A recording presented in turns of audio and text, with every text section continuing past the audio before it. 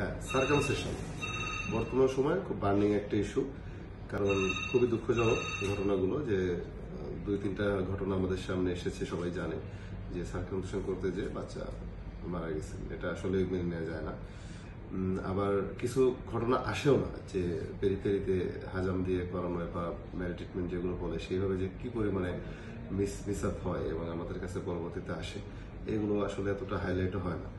তো যাই হোক, আমরা সার্কামসিশনটা কখন করাবো? সার্কামসিশন আপনার বার্থ থেকে শুরু করে আমরা ইউজুয়ালি দেখা যায় যে 10 বছর এর মধ্যে ইউজুয়ালি সবাই করানো থাকে, 5, 6, 7, 8 এরকম সময় করানো যায়। সার্কামসিশন অবশ্যই, মানে আমি নিজে কখনোই বাচ্চা ইভ্যালুয়েট না করে সার্কামসিশন করাই না।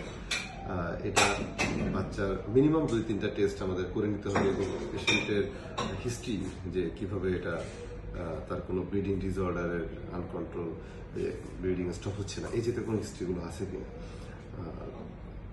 অবশ্যই একজন অ্যানাস্থেটিস্ট সাথে রাখা ভালো, কারণ যে কোনো সময় যে কোনো প্রবলেম হয়ে যেতে পারে। যা ভালো জায়গায় ওটি করানো এবং ভালো অ্যানাস্থেটিস্ট সাথে রাখা, এইটার কোনো বিকল্প নাই।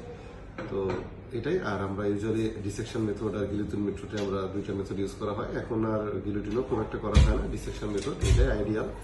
বাট ইদানিং কিছু স্টেপলার আসছে যেগুলো আমরা কিছুটা করাই, কিন্তু আর অনেক মনোরম বিজ্ঞাপন থাকে যে ডিভাইস না কসমেটিক, আসলে এগুলোর তেমন কোনো বৈজ্ঞানিক ভিত্তি নাই।